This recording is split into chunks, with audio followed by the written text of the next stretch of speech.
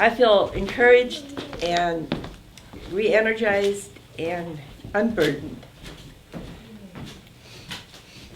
Because for about 4 years, we basically had this burden without, we've had financial help and prayer help, but when it comes right down to doing it, there haven't been a lot of people willing to say, yeah, we want to do this. And so this has been, I think, really encouraging to us. So we have a few things to cover. Maintenance of your biosand water filter. It would have been a little easier if we could have finished the project last night, but we will get the biosand water filter done. But remember that you have large stones, small stones, sand, water, air, diffuser plate. So your water rate is measurable. Yes, 1 liter per minute. Slower than that, 0.6 liters per minute is now the preferred rate. For years it was 1 liter per minute. So between 0.6 and 1 liter per minute. When it slows down noticeably, you take off the lid, you take out the diffuser plate, and you, the pictures say to use a spoon. I've always used my hand. I don't think it matters, but you swish the water. You scoop out the water, you throw it away. It'll be gross. And then you wash the lid, and probably I would just wash it with water. You want to get the gunk off it. Don't use soap, please. Don't use soap, Or yeah. bleach. Or bleach. Then you put it back, and you just run water through. When your water rate is back to what it was, 0.6 to 1 liter per minute, you're ready to go. That is the only maintenance it needs for 35 years. Amazing. Just taking out the water? Yeah, the Just that gunky gunky water. stuff on the top of the sand. That's what clogs it You up. don't take any the sand out? bio Nope. layer. After 35 years, then what? Well, then you might have to replace the sand. Then Del and Suzanne won't have to worry. Yeah, Yeah. Someone else's yeah. See, well, they didn't tell us what to do now. No, Dale's fine on being around, but not me. Yeah. Yes. Now, if you were going to not use it for, say, like a week or something like that, maybe you're going on vacation, or maybe for some reason you were going to be gone and you wanted the water filter to be maintained and kept active, could you reduce the outflow and not have it affect anything where you wouldn't have to have somebody No. filling it every No, day? what's important is that you put fresh water in, which aerates the bacteria that's in there, and you want them to continue to thrive. After about 48 hours, they start consuming each other to the point where there's hardly anything alive in there. And so that's why you want to keep this colony very healthy. Most places, I think so far, that have these biosand water filters, I would say that it's usually not even used by a single family. That other families are coming in and filtering their water. And for sure, if you're going someplace and you ask your neighbor to come in, it's not a problem. Yeah. Jonathan. Yes, Jonathan. From a microbiological standpoint, it would seem to me that if that happened, suppose the filter for some reason or another is left unattended for a week or Yeah. like 2 weeks, it would seem to me that if you just restarted the filter and let it go for 10 days like you did at the beginning and just not touch the water. It would be for the first 10 fine. days, That's it would going resume to its original state. reestablish Is that the true? Yes. reestablish the colony. In that case, would you, if it had been standing, would you scoop out that layer since it's like old and dead and dry or something, and then start the 10-day? I think I'd start putting the water in, and if the water flow rate was okay, I'd just leave it. Everything is contingent on the water flow rate. So, and Jenny, Jenny just found some new information that's very interesting that I'm making sure Cost knows. I'll just tell you, and then when it comes out, you'll go, oh yeah. If you put metal filings between the layers of rock, iron filings, you almost get 99% reduction immediately. Pathogenic bacteria. Yeah. Mhm. If you put iron filings where? Just above the top layer of gravel between that and the sand. Put, and about So we'll about send 2 you. inches of that. We'll send you the email about it. Is that due to an ionic charge or something? Ask Jenny. She's the. She's the hydrologist. Yeah. Our basic understanding is it works or it doesn't work. It's not ionic, it's ironic.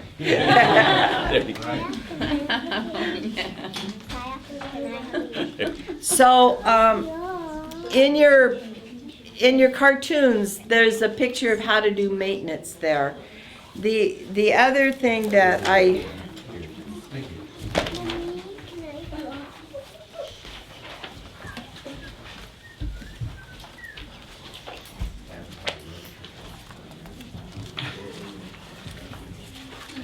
The other thing we haven't touched on is storing treated water safely.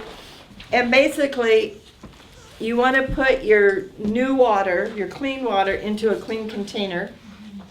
And then you want to store it with something you can put a lid on. Yes. I just want to be clear about this, because this was one thing that, my perception of this changed after hearing this.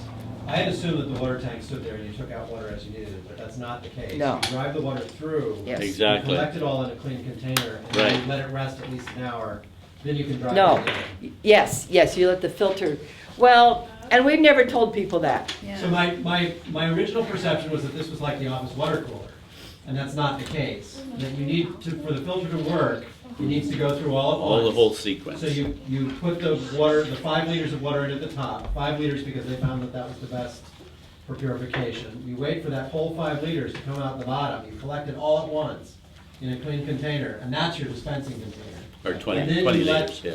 Then you let the 17. chamber rest for at least an hour before you add more water. Is that correct? That is the optimum. However, you're still going to be up in the high, close to 90% if you have to just continually use it for most of the day and then let it rest at night. But it does have to rest at some Yeah, point. at some point, yeah. To recharge. The recharge. the bacteria. But we know at development. Friends Theological College, they were running the whole drinking water for 100 students through it at one time. And no one was getting sick. So I actually don't talk about the rest period because I don't want to complicate it. And actually there will be a rest period because nobody carries that much water to run it through. The point I wanted to make is you cannot just plug it and leave No. the head of one No, on. exactly. Because there has to be air between the diffuser and the top of the Right. bottle. Right. Is that right? Yes. Right. That's what I had not understood when I Okay. came. Yeah. But I wasn't- Yeah, okay. The tube itself should never be plugged, and that's because you have to keep the biosand water layer always there. And so you put water in, and the same amount of water that you put in comes out the spout. And so at night, after you have the last water come out, Yeah, you just leave it and go to bed? Yeah. It just sits there. yeah. Oh, okay. It just, yeah. Have you had any challenges having people wash the containers they're going to store the water in? Oh, yes. It's another step Yeah. in the education that the container, just because it's empty of water, doesn't mean it's clean. Right. And so we've been encouraging them to have a receiving container that's been rinsed out with soap or water or bleach. And then they've got that water container to use strictly for their household use or to store. Okay, I finally found it. I knew it had to be here. Is there bleach around? In most countries, we found that it's near impossibility to buy it in Burundi. Evidently it's a contraband item or something, I don't know. But JIK is the primary brand in Tanzania and Kenya, Uganda. Yes. I recently discovered that there's different types of bleach. Some of it contain 99.9% inactive ingredients that will form some sort of crystal if they evaporate. So, Oh yeah, all of it creates a crystal if it's evaporated because it's chloride. Okay, I thought, so among the bleach is the one that evaporates? They'll all evaporate. It's just chlorine bleach is what you use. Okay. Yeah, If you, just made from salt. if for, like in Matsalon, they do have chlorine in their water, but their water's still not clean. And so to use a biosand water filter, they need to let the water sit for 30 minutes before they run it through their filter. But that's an unusual situation, and so you don't usually go there with people. This page right here is pretty important, and I just ask before we do a lot of teaching, what is the difference between the good filter and the bad filter? Oh, well, the bananas stored in the one, is that the picture? Yeah. Yeah. Yeah. So you don't want to store food on top of the filter, on top of the diffusing plate. And we have seen that, because it's cool.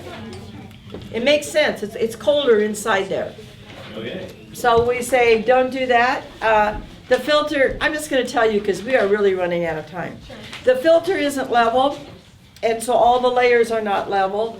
There's probably too much air between the water, and there's not enough sand. The dog is drinking out of the receiving pail. There is too long of a hose on the nose. There is probably dog poop around the filter, and the lid's not on. And probably some, there's a crack in it. Anyway, so this is just sort of a good one to say, tell me what you think might be wrong. And then as they discover it, they will remember it better. The top, this is the best diagram that we have in the pictures to show people how a biosand water filter, how it's set up and how it works. And the other thing they're saying over here to the right is that you don't want to just pour your water in, you pour it in all at one time, but that you have a slow stream. You just don't go splash and splash the water out again. And one of the other issues about receiving the water is that we try to get people to avoid using the wide open container, but use a container with a small opening, which allows for less recontamination. And then here's the picture of them doing the maintenance. And this sounds irresponsible, but we have been trying to figure out if we could shrink this small enough and laminate it, and then just somehow glue it to the biosand water filter. You could have an artist. Redo it, Yeah, yeah. because over and over you will tell them how to do this, to clean the filter, then they will come back to you and say, when are we going to change the sand?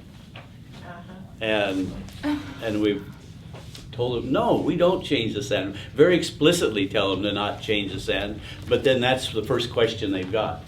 But is when do we I've change gotten better, because I will say, and how often do you change the sand?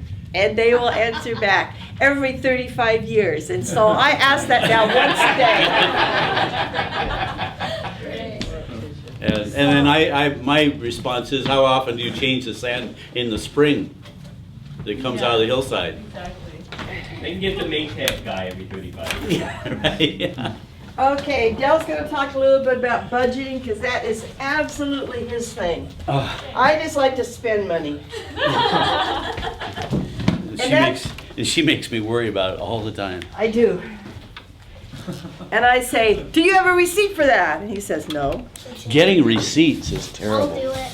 Jamming Got it. Some countries you, are pretty good about writing receipts for everything. And like in Burundi, it's a terrible imposition. And we take receipts, but it's still a problem. Yeah. And so anyway, we in Kenya they have a VAT tax, so the government likes to know how much money is being spent so that they collect it. The basic cost, the biggest cost, of course, travel is going to always be your big upfront expense as far as that's concerned. And then the next major expense will be for your steel mold. You spell O-U-L-D, isn't it, up north? Okay. O-U-L-D. Yeah. And then the other big cost is for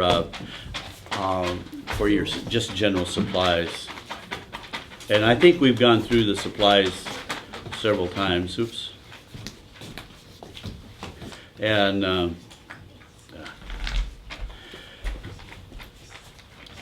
that'd be your sand, your gravel, and the tube you bought, and the cement. And so we're looking. I'm gonna make two. And I'm gonna make a split here.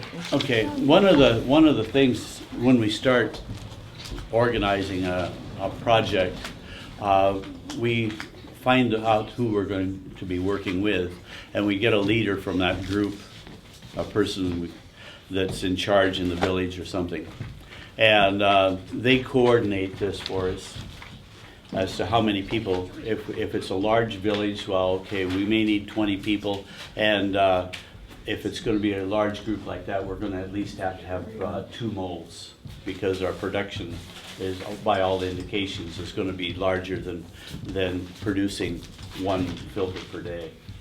So instead of that costing in the neighborhood of like the molds cost us $650, but I usually figure $750 because we're going to have to pay for some transportation, and so they're It's so less in India. This would be like in Kenya. Right. Yeah. And a little bit, yeah, India is going to be a little bit less. And then you go to the U.S., it's going to be more. So, Do you take the molds with you? Or you no, have we them have fabricated a company in Thika, Kenya, north of Kenya, that manufactures for us. And since we have a person that can manufacture, we kind of stick with them because we don't have to keep reinventing it and spending so many days to teach somebody. If you know what country you want to, you email cost, and they will tell you who makes molds in that country and who is doing biosand water filters in that country. So there may be, I mean, anyone that wants to go to Kenya, the people email Del. I mean, cost gives them Del's email. There's also a way to, you can gather air miles perhaps, you can have. Yeah, air miles. If that's. someone can figure that Somebody out, can they figure can that tell us. organization out. They do it in Canada. I know you can do that in Canada, but I haven't found anybody in the United States that does No, that. there's only like 10 foundations in the U.S. you can do that with. Oh, are there? Oh, to Okay. donate miles to? And I mean, we have a complete round trip if we could figure out how to use our friends' miles, air miles. But the other thing, if you're free to travel anytime, there's certain times that going to at least Africa, and I know Mexico, there's times that are cheaper and times that are more expensive.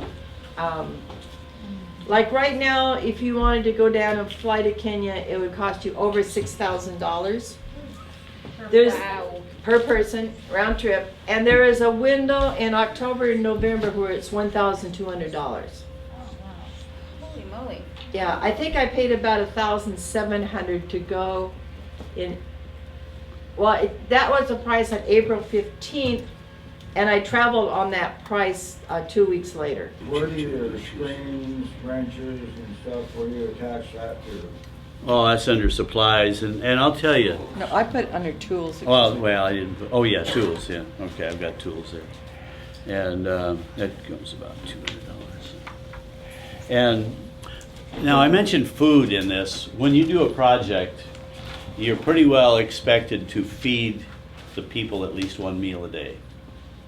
That will, though, in the morning we'll have either just tea with a mundazi or some corsair to go with it, and then there will be lunch. And when we feed them, they expect to get fed meat, some meat in that, because Mzungos have money and they expect that we should be able to provide that. Of course, completely untrue in India. Yeah, right. And in fact, they fed you. Yes, they did. Yes. But in Kenya, in Africa, it's a little different. And then also, what we have done, and I don't advise it, is if you can avoid it, is to have to pay them a daily wage for coming to your conference, to their training. Some of them expect that they are going to get that. They'll justify it by saying, well, we had to leave our work to come here. Well, as I've learned later on and being around them a little bit more, they weren't making any money before they came. So, But on the other hand, you're paying people who are buying food. It's not like they're going to the store and buying Yeah. jewelry. Yeah. You are giving money to people that need. I mean, one family, the mother told us her son was in our group. This is the first time we've had meat in a month. And what did you pay him? 15 cents or something? I mean, it was. yeah. So anyway. So anyway, So this is, you're providing a meal for people that are coming to they're train? coming into the The training. learn? Yeah, Yeah. right. And try to confine it to the people that are coming. Because easily you can have all their families coming to eat. And you could end up having 400 people to feed rather than 20. So you have to put the margins down. And like I say, they think that we have a lot of money just because we happen to show up. We put money aside for wages, though, when they manufacture the filters, and after the filters are delivered and installed, then they get paid. Once they get this sequence going of getting delivered and pay, it's better than paying them beforehand, because the funds that you will be leaving them to operate their business with will be totally depleted just because they think that they ought to get paid for the time that they were there and nothing gets delivered. Or they finally don't have any money to deliver them. So you have to kind of figure this cart and horse thing out. And you're not being cruel to them by making them wait. Yes? Why do they have to deliver them? Aren't they making them in the village where they're going to? Well, because sometimes the village is scattered miles. You know, when you say a village, we're not talking about everybody living right next to each other. You find that more in Burundi and Rwanda, where people do tend to live in. But in Kenya, people live on the shambas, which are their farms. So you may have to load up a bicycle and get it out to them. Yes? The way the Honduran Quakers are planning this, the labor will be donated. That's wonderful. Have you done that before? When we can, yes. So it has worked to have donated Yes. labor. Mhm. The work is hard, it's not. Yeah, oh yeah. Yeah, and that's one thing I've been thinking in my mind, that the whole thing of funding the filters is hard, because we know if they're given away, they don't value it. So, but we're thinking if they work for them, then that might be the same as giving money for Like it. the Habitat for Humanity. Yeah. You build your own water Right. filter and Yeah, one of the projects in right by Lugulu Hospital, one of the high schools there, it's going to cost, we sell these things for 3,000 shillings, close to $50. And pretty well in all the places, that's just about what it's going to cost to manufacture it and deliver it and be able to pay these people 200 shillings a day, $2 or so a day to come and manufacture. So Or- And again, in India, we've used a different model where people who come to work at the Lofty headquarters are all fed. I mean, you know, a lot of our budget goes to feeding the people, because people come to make their own bricks to build their houses. Mhm. And we're incorporating the filters into the cost of the houses, and the way the house financing goes, the people have to pay for their own foundations. The village raises money for its own foundations, and the rest, which includes the biosand water filter and the building and the roofs, is raised Yeah. elsewhere. And, But again, people come to make their own bricks, they're not being paid for the labor Right. to build the bricks for their own houses, but they are being fed and fed well. And when we do these projects also, another part that's going to continually be a cost to you is that, and you may not want to do this is what we've been doing though, is that filters are donated to hospitals and orphanages and clinics and so forth, and to schools. And what we found though is if we can get them to pay the transportation to the site, gives them a sense of ownership. But we raise money throughout the year to help pay for those donations and that money goes to the organization that's doing the manufacturing, so it kind of improves their market. We've had in some ways a bad sequence of events. We just got back, we went to our annual meeting. I was up here for camp, and then 3 days later we're here for this. And so this isn't my excuse for not having our Christmas cards. But we have two different kinds of Christmas cards that basically say we are giving Friendly Water $50, and they are putting a biosand water filter in a hospital, clinic, or orphanage in your name. Oh, that's great. So, Brenda Lofty does that. yeah, and so we will probably be sending you maybe 10 or 15 Christmas cards, and then you can sell them, or, I mean, I can't do the math, so. Or maybe we should ask you how many Christmas cards you think you'd like, and you can take them to your churches or wherever. So that's one way. And if you want to raise them for Honduras, that would be fine. So anyway, a total cost of a project, I'll just give you a rough idea. Say if we're going to have two molds, it's going to be an overall cost between, I'm going to give you a little margin over here, between $5,000 and $7,000. Including travel. Yeah, right. Is that For one including trip or travel? multiple trips? That'd be one trip. For both of you? No, that'd be for two of us. It'd be like $7,000.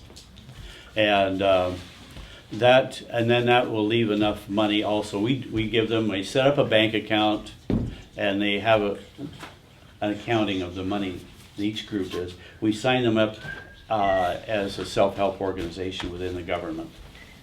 And so they're valid that way to get any contributions the government may have in any programs. And then also, when we start working with the United Nations, they are a valid organization, So a registered organization. Looking through this group, and local and community government, we have a tendency to fly below the radar until the group is going, and then we encourage them to register. But we have never gone into an office and say, we're here to make biosand water. Well, filters. I go to, now I do this, I go to the local chiefs in the village, and they know who I am, and the police know who I am. But that's not like the head. No. And they aren't asking for bribes and stuff. Okay. Access to materials. We've always been able to find the materials, and if we don't have the right size rock, I am not kidding. People will sit for hours chipping rock. It's what they will do to have clean water. So you will, in some of our pictures, you will see people with just a sledgehammer so we've always been able to find sand. And little kids will break rock too. The filters, the different scales, we know that slow sand filters are used for in some towns, but that's not our thing. Jenny could probably steer you to someone that would know more information about that. We really just know about household biosand water filters. I think Dell's played around in his head about making him bigger for, I don't know. So, we talked about the maintenance. Making his head bigger? Yeah, hoping. We like to be invited into a community, but believe me, that's not a problem. We have a longer list than we can do in our lifetime or your lifetime probably. Every time Dell goes to Kenya, the list gets longer. And we can, you know. And every time that you would be in a place, people are going to be coming, hey, can you come over to our village? Mm-hmm. But I make it, yeah, we'll come over, but if you organize something. And we're developing a list. We have groups in India that wants us, even one in Pakistan that wants us. And it's gonna. And like one day, one fellow come up and he says, he's quite wealthy fella, and he says, we're doing projects in Madagascar. He says, you'll be getting a call from us. So, you know, it's going to be... Since we've been home, we've had 3 requests on the internet. Legitimate people. I just want to tell you that the second group we worked with was maybe we haven't talked enough about Eric, but Eric is our guy that runs things in Kenya when we're not there. He's a wonderful person. Works for the government, but we don't hold that against him. What's his title? He works with weights and measures, so he makes sure everything is weighing and measuring correctly, I guess. I don't see much evidence of it, but that's neither here nor there. But they give him an office. For government work. At least he's got an office. But, okay, I'm just going to take the time to tell you this story. Eric went to England to the Young Friends gathering that our daughter and son-in-law went to. So Mike and Delana and Eric became friends. So when Del was going to Kenya the first time, Delana emailed Eric, and Eric emailed Del and said, please come, we are getting typhoid from our water. And Del was only there the first trip for 2 weeks, and so he said, next time you're on the list. So when we went back, we assumed that there would be Quakers we were working with, and we took Quaker Cove t-shirts. And I've been amiss because we do have a few Quaker Cove t-shirts for sale for $6. So I'll bring them down to the dining hall. But anyway, our friend Mrs. Jerry, Silk Spring shirts for all of them. And you know, those people wore them every single day. Some of them walked for 2 or 3 hours. They'd go home, clean their shirts, dry them out, and wear them the next day. It was unbelievable. They said, this is our uniform. So, anyway, but that group was made up of 5 different denominations, including Catholics and Quakers and Salvation Army, a local church, and Presbyterians. It was the first time in that village that the churches had ever worked together. It was so cool to be part of that, because that's part of what we see that we're doing, is bringing people together to do this project. So anyway, and that has been one of our better projects, because Eric has such a heart and such a soul. And if we have extra money, it goes to Eric, and Eric puts the filters in schools and orphanages. And if he has no money, he still takes time off from work and takes the hygiene lessons and goes to school and teaches classes, or he goes to women's groups and teaches the classes. He has probably taught maybe 5,000 people the sanitation and hygiene, because he says, now they call me Mr. Clean. And we can tell you stories about how Eric, when there was the war and the fighting, how he worked actively to bring peace. And he's a wonderful person. But that story could be multiplied in every community. There are people that carry the burden for their neighbors. So